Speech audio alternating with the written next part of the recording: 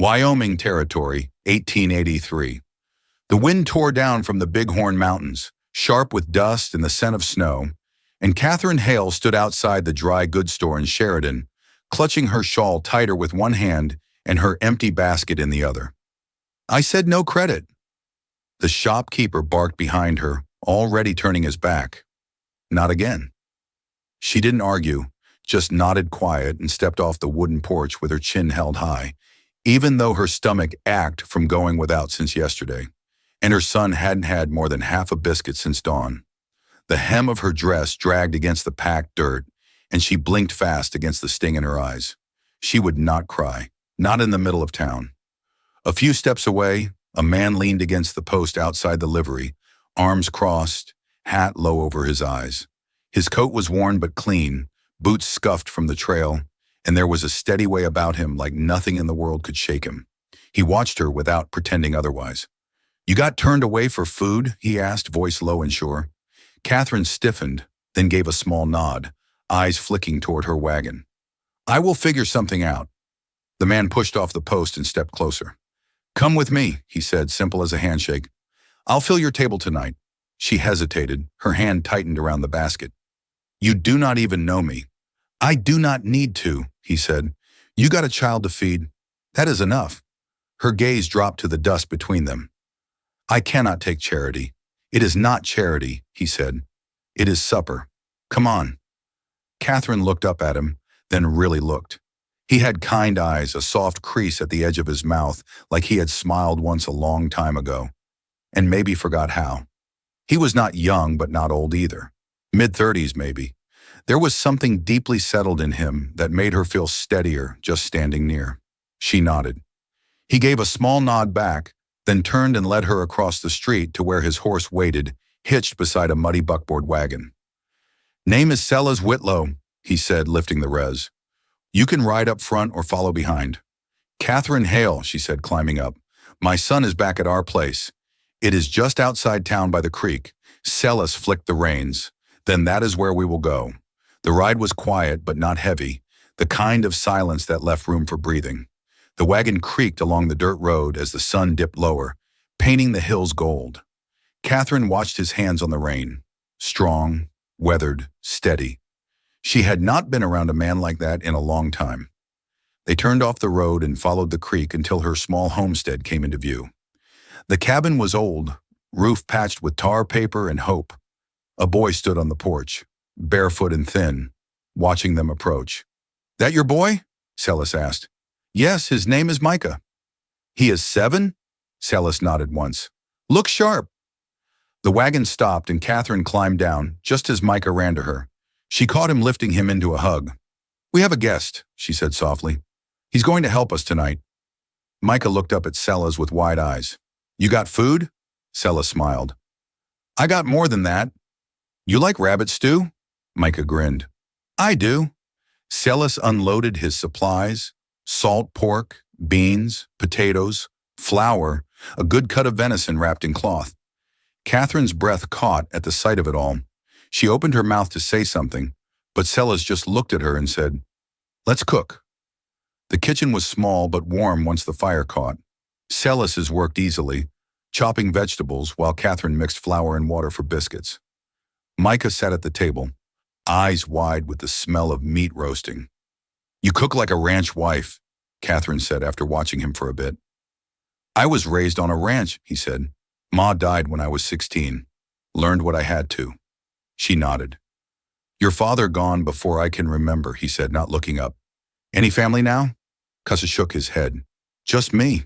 Catherine stirred the stew. "Same here." They did not talk about what happened to her husband. She did not offer, and he did not ask. It was enough that she stood tall and her boy was alive. That was story enough. Dinner filled the small cabin with warmth and laughter Micah had not made in weeks. Afterwards, Sellers helped clear the table, then stepped outside while Catherine tucked her son into bed. When she came back out, he was leaning against the porch rail, looking up at the stars. "Thank you," she said quietly. He looked over at her. "Anytime. You did not have to do this." "I wanted to." She stepped closer. "You are kind." He shrugged. I do not know about that. You are, she said. Her voice was soft but sure now. It has been a long time since someone showed us kindness. He looked at her, eyes catching the moonlight. It does not have to be the last time. Catherine swallowed. Her heart beat faster, not out of fear, but something she had not felt in years. Hope. You mean that? I do. They stood there, porch boards creaking under their boots. The night quiet around them but for the wind in the trees. Will you come back tomorrow, she asked. I will, he said without hesitation. She smiled then, real and full. Good. Celis tipped his hat. Good night, Catherine. Good night, Celis. He walked down the path and climbed into his wagon, the wheels creaking as he turned back toward town. But he looked back once just before the bend and saw her still standing there watching him go, waiting for him to return. The next morning brought frost on the window panes and a sky streaked with pale rose. Catherine moved quietly through the cabin, laying another log on the fire and setting oats to boil. Micah stirred but didn't wake. She wrapped her shawl close and stepped onto the porch, the cold biting, but not unkind.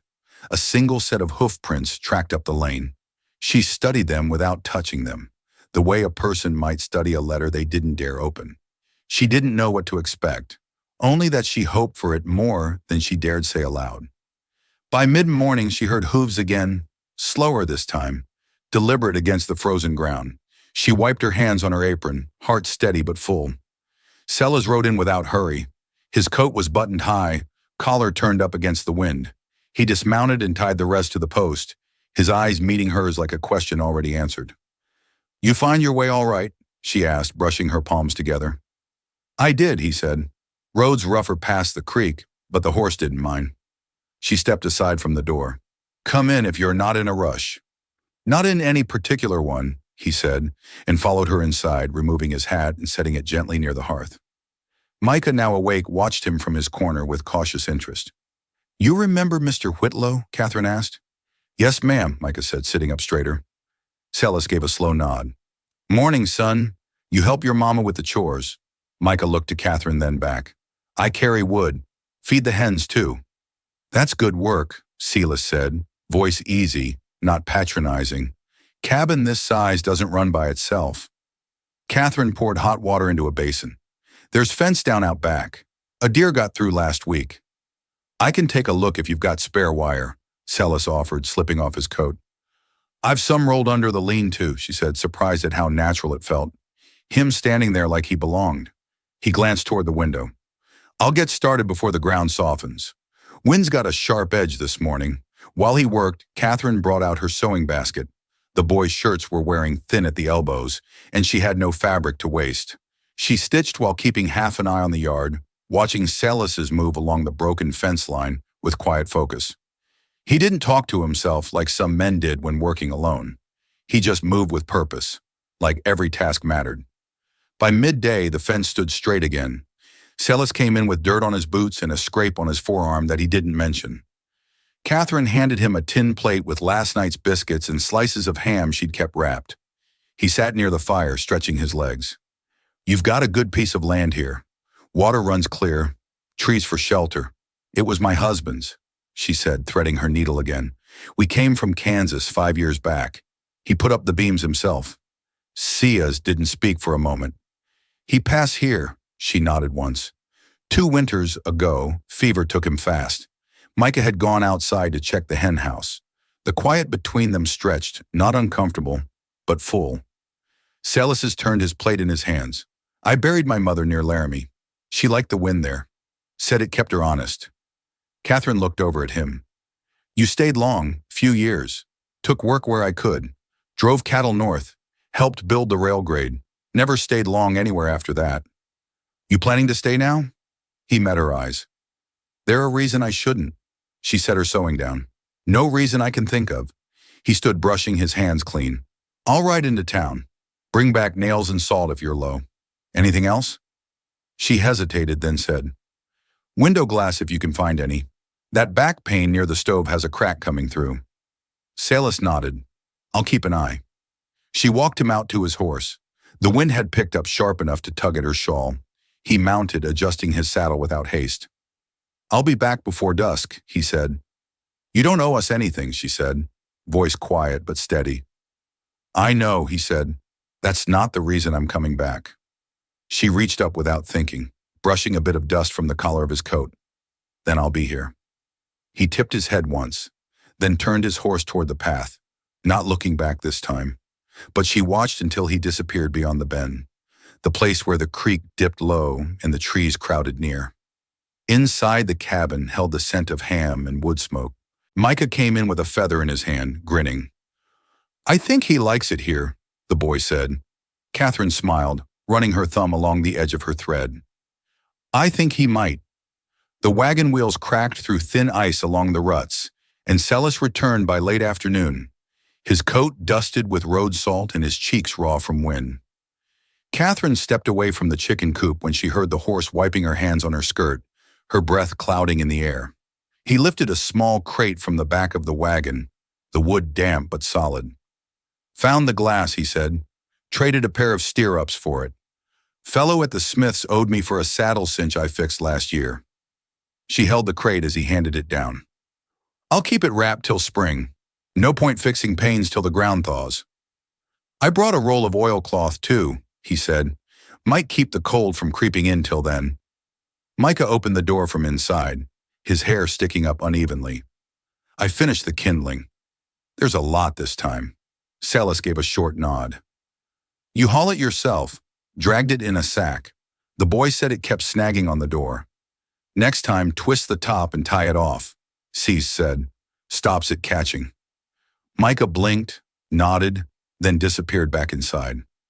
Catherine stepped up onto the porch beside him. You teach children much. Not often, he said. But I remember what I was like at that age. Would have listened better if someone had spoken plain. She leaned her shoulder lightly against the doorframe. You speak plain. Celis looked at her then, eyes steady beneath the brim of his hat. Only way I know. The wind caught a coil of her hair and brushed it against her cheek. She tucked it back, not looking away. You work with leather? She asked. I do when it's needed. Used to ride dispatch for the stage line down near Rollins. Saddle straps wore fast. Had to mend what I couldn't replace. She motioned toward the lean-to. There's an old harness back there. Been cracked since before the fall. If you've got time, I trade a jar of plum preserves for the work. I'll look at it after supper, he said. On preserves or no? Catherine stepped back and let the door swing open behind her. You'll eat with us again. He set his hat on the hook beside the door without answering. The stew that night was thinner, stretched with turnip and a bit of barley. But Micah ate 3 bowls without stopping, and Celis didn't leave a scrap behind. After the dishes were stacked, Catherine laid out her mending in front of the hearth, and Celis sat nearby with the harness stretched across his knees. The silence was different now, not the hush of strangers, but the comfort of people who had begun to belong in the same space. You ever think of settling somewhere for good? She asked, threading her needle through a torn seam. I did once, he replied. North of Cheyenne. But the man who owned the land ran short on gold and long on promises, sold the place out from under me. She nodded but didn't comment. Trust, she'd learned, was built in the space between words. The land here is held in Micah's name, she said after a while. No bank can touch it, Celis glanced up. Smart wasn't my doing, she added. His father had sense about some things. He didn't ask more. Just leaned forward, cutting a new strap with his pocket knife. The hearth crackled and popped, and the wind outside began to rise. You sleep in town? She asked. Room above the livery, he said. It's dry mostly. Boards creak something awful. You're welcome to the cot in the corner if the drive back's too long, she said, eyes still on her sewing. I'd not want to impose. You wouldn't be. A quiet passed, filled only by the sound of the knife slicing through leather. I'd stay then, he said at last. She folded the shirt and set it aside. There are extra blankets in the trunk. He stood to test the leather straps give. I'll fix the buckle tomorrow. She nodded. That would be good. Micah, already asleep, stirred under his quilt. The night had turned, cold wind pressing against the cabin walls like breath. Celis laid the harness carefully on the table and moved toward the cot. Catherine rose to bank the fire, her hands steady, her shoulders no longer braced against the weight of everything. Before she turned in, She paused beside him. I trust you, she said, voice low but certain. His eyes met hers. You've got reason to. She nodded, then reached out and touched his hand just once before stepping away. The wind howled against the eaves, but inside the little cabin it was warm. By the end of the week, the harness was repaired, the oilcloth nailed tight over the cracked pane, and Celis had made a habit of arriving just after sunrise. He never knocked. Catherine knew his boots by their weight on the porch, the way they paused at the door like he was waiting for the day to tell him whether he was welcome. She always opened it before he had to wonder. On Friday, the snow came heavy and wet, trailing down from the northern sky without hurry. Catherine watched it from the back stoop, her shawl wrapped close, a tin basin cooling at her feet. Celis came around the side of the cabin, his coat soaked down the shoulders, a bundle of chopped kindling in his arms. You'll catch chill, she said. He set the wood down and looked out past the fence line. I've had worse from a mountain spring. This is soft weather. She picked up the basin and straightened. You speak like you've known a lot of places. He brushed snow from his sleeves. Enough to know the wind sounds different in everyone. They went inside together. Micah was building a tower of wooden spools near the hearth, his fingers red from the cold. Catherine set the basin down and reached for another log. Celis crouched beside the boy. You ever seen a snowshoe rabbit? Micah shook his head without looking up. They turn white when the snow sticks, Celis said. Makes them hard to spot unless you know where they rest. Micah glanced sideways. You ever catch one once took nearly an hour just to track. They're smart. Catherine stirred the pot on the stove. You think we'll be snowed in? Could be. Celis said, drifts are rising fast in the low ground. She met his eyes across the room. You planning to ride out in it? He stood slowly. I was going to. There's no need, she said. You can stay. He didn't answer right away. The room was warm, but the quiet turned close. You sure? He asked. I wouldn't have said it if I wasn't. He nodded once. That night they ate by lamplight. The stew wasn't much, but Catherine had found dried sage tucked at the back of the cupboard, and it gave the broth something new.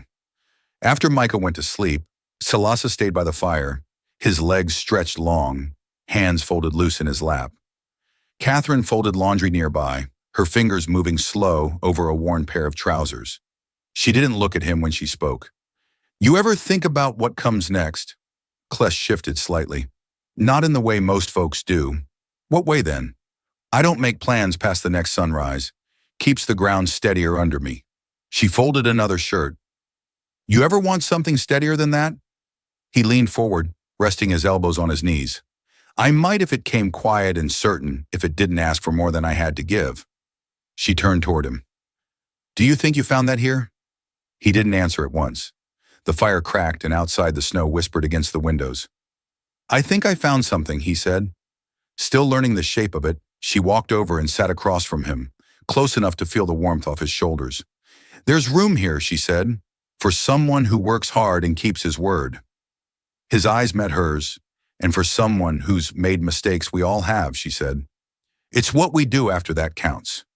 He reached out then slowly and touched her hand, just the edge of his fingers against hers like someone easing a door open without forcing it. She didn't pull away. The firelight made their shadows long across the floor.